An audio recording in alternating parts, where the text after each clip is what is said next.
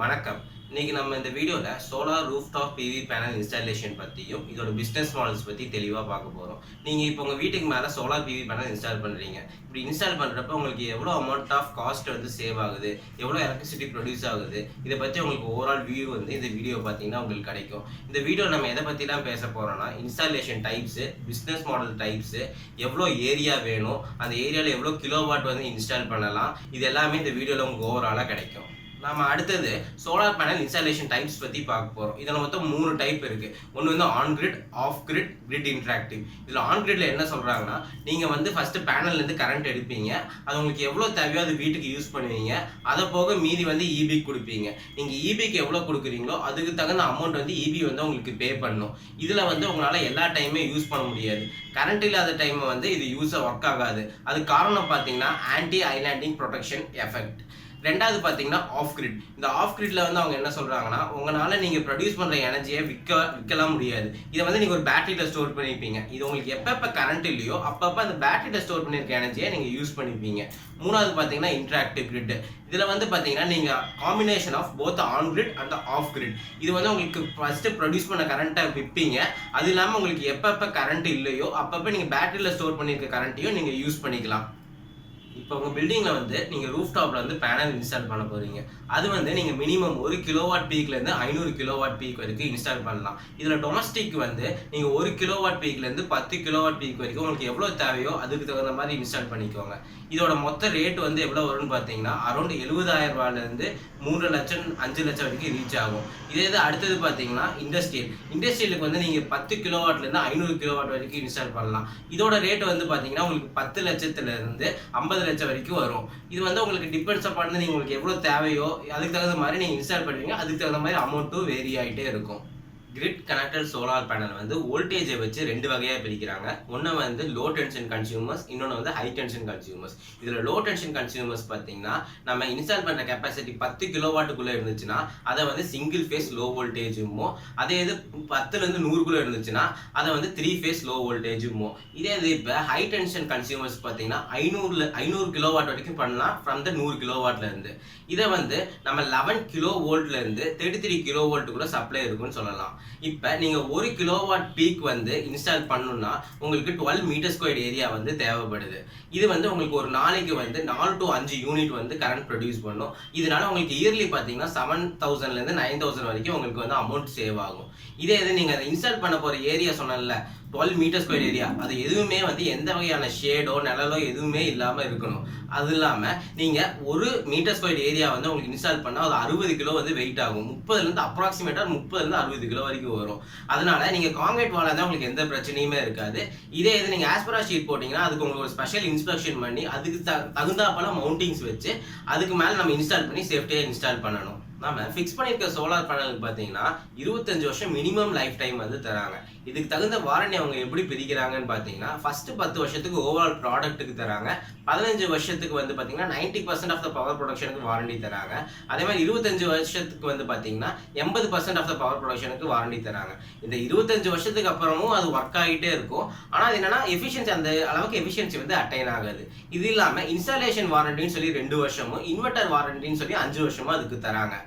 இப்போ அடுத்தது என்னன்னு பார்த்தீங்கன்னா நம்ம ஃபிக்ஸ் பண்ணுறோம்ல, பவர் ப்ரொடியூஸ் ஆகுது இல்லை அந்த சோலார் பேனல்லேருந்து, அது வந்து உங்களுக்கு 80% தான் எஃபிஷியன்சி கிடைக்கும். 20% வந்து கண்டிப்பாக லாஸஸ் இருக்கும். அது எதனால நடக்கும்னு பார்த்தீங்கன்னா ஜங்ஷன் பாக்ஸ்னால லாஸஸ் நடக்கும், இன்வெர்டர்னால லாஸஸ் நடக்கும், எஃபிஷியன்சி லாஸ் நடக்கும், வயர் லாஸஸ் நடக்கும். இது மாதிரி நிறைய லாஸஸ்னால உங்களுக்கு 80% தான் வந்து பவர் கிடைக்கும்.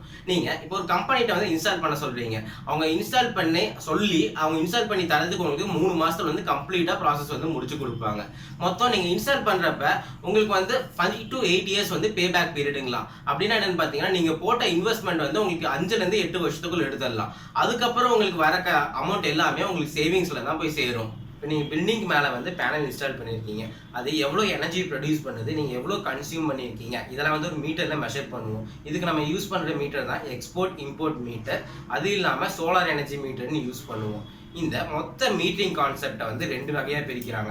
ஒன்று வந்து கிராஸ் மீட்டரிங் கான்செப்ட், இன்னொன்று வந்து நெட் மீட்டரிங் கான்செப்ட். இந்த கிராஸ் மீட்டரிங் கான்செப்ட் என்னன்னு பார்த்தீங்கன்னா, நீங்கள் பேனலில் ப்ரொடியூஸ் பண்ணுற கரண்ட்டை வந்து மொத்தத்தையும் கிரிட்டுக்கு கொடுப்பீங்க. அது எவ்வளோ கொடுக்குறீங்கிறத மெஷர் பண்ணி அதுக்கான வேல்யூ கொடுக்குறது தான் கிராஸ் மீட்டரிங் கான்செப்ட். அடுத்தது நெட் மீட்டரிங் கான்செப்ட். இது என்னன்னு பார்த்தீங்கன்னா, நீங்கள் ப்ரொடியூஸ் பண்ணுற எனர்ஜியை கொஞ்சம் வீட்டுக்கு யூஸ் பண்ணிட்டு மீதியை கொடுப்பீங்க.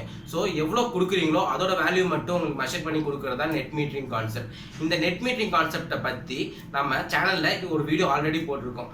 அதுக்கான லிங்க் வந்து கீழே டிஸ்கிரிப்ஷனில் இருக்குது. இப்போ நம்ம அடுத்தது பார்த்தீங்கன்னா சோலார் பேனல் இன்ஸ்டாலேஷனில் பிஸ்னஸ் மாடல்ஸ் என்னென்ன இருக்குதுன்னு பார்க்க போகிறோம். இதில் வந்து ஃபர்ஸ்ட் ஒன்று வந்து கேபெக்ஸ் மாடல். இது வந்து கேபிட்டல் எக்ஸ்பெண்டிச்சர் மாடல்னு சொல்லுவோம். இது வந்து பார்த்தீங்கன்னா நீங்கள் பில்டிங்கில் வைக்க போகிற பிவி பேனலோட மொத்த செலவையும் அந்த பில்டிங்கோட ஓனரே எடுத்துக்கணும். அதோட ஆப்ரேஷனல் மெயின்டெனன்ஸ் காஸ்டான செலவையும் அந்த பில்டிங்கோட ஓனரே எடுத்துக்கணும். ஆனால் அந்த இன்ஸ்டால் பண்ணுற வேலையை மட்டும் ஒரு கம்பெனிக்கு கொடுப்பாங்க.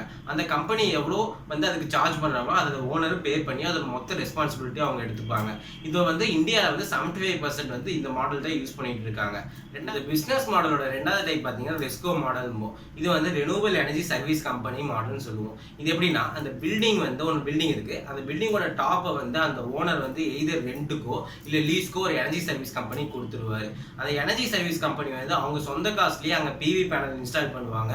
அதோட ஆப்ரேஷனல் மெயின்டெனன்ஸ் காஸ்ட்டும் அவங்களே பார்த்துப்பாங்க.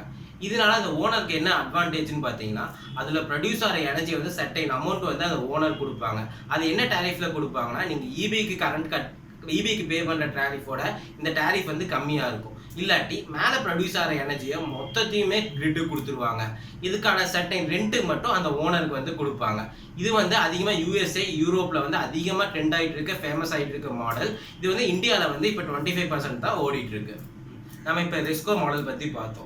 அதில் வந்து எல்லாம் யோசிக்கலாம், ஏன் 25% மட்டும் இந்தியாவில் இருக்குன்ட்டு. அதுக்கு ஒரு முக்கியமான காரணம் பார்த்தீங்கன்னா, நம்ம இந்தியன் ஓனர்ஸ் பில்டிங் ஓனர்ஸ் எல்லாமே அந்த பில்டிங்கை 20-25 வருஷத்துக்கு லீஸ் விடுறதுக்கு யோசிக்கிறாங்க. அதுதான் ஒரு முக்கிய காரணம் இன்னும் இந்த மாடல் வந்து வெளியில் டெவலப் ஆகாமல் இருக்கிறதுக்கு. இந்த கேபெக்ஸ் மாடலும் ரெஸ்கோ மாடலும் தான் நம்ம டொமஸ்டிக் மாடலும் போம். இப்போ அடுத்த 3வது மாடல் என்னன்னு பார்த்தீங்கன்னா யூட்டிலிட்டி ஓன்டு மாடல். இது வந்து பெரிய பெரிய கம்பெனிஸ்லாம் யூஸ் பண்ணுற மாடல். இது ஏன்னு பார்த்தீங்கன்னா, அவங்களுக்கு வந்து ரெனியூவல் எனர்ஜி பர்ச்சேஸ் ஆப்ளிகேஷன் ஒரு ஸ்கீம் இருக்குது. அந்த ஸ்கீமை வந்து அவங்க கண்டிப்பாக அட்டைன் பண்ணியே ஆகணும். அது வந்து அதுக்காக அவங்க பில்டிங் மேலே வந்து அவங்களே எதிர் சொந்த காசில் பேனல்ஸ் யூஸ் பண்ணி அதுலேருந்து வர எனர்ஜியை வந்து அந்த பில்டிங்க்கு யூஸ் பண்ணிக்கலாம். இல்லாட்டி அவங்க அப்படி யூஸ் பண்ண முடியாட்டி அவங்க வேற ஏதாவது சோர்ஸ் ரெனியூவல் எனர்ஜி சோர்ஸ்லேருந்து வாங்கிட்டு அதுக்கான ஆர்இசி ரெனியூவல் எனர்ஜி சர்டிஃபிகேட் வாங்கி வச்சுக்கிட்டு இதை வந்து அவங்களுக்கு எப்போ தேவையோ அதுக்கு தகுந்த மாதிரி அந்த எனர்ஜியை யூஸ் பண்ணிக்கலாம். இதை இப்போ ஆர்பிஓ ஆர்இசி பற்றி ஃபர்தர் வீடியோஸ் வந்து நம்ம சேனலில் இனிமேல் அடுத்தடுத்தது வரப்போகுது.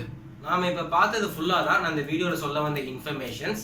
இதே மாதிரி உங்களுக்கு சோலார் ரிலேட்டடாக ஏதாவது இன்ஃபர்மேஷன்ஸ் ஏதாவது நியூஸ் உங்களுக்கு வேணும்னா அந்த டாப்பிக்கை வந்து கமெண்ட் செக்ஷனில் கமெண்ட் பண்ணுங்கள். தேங்க்யூ.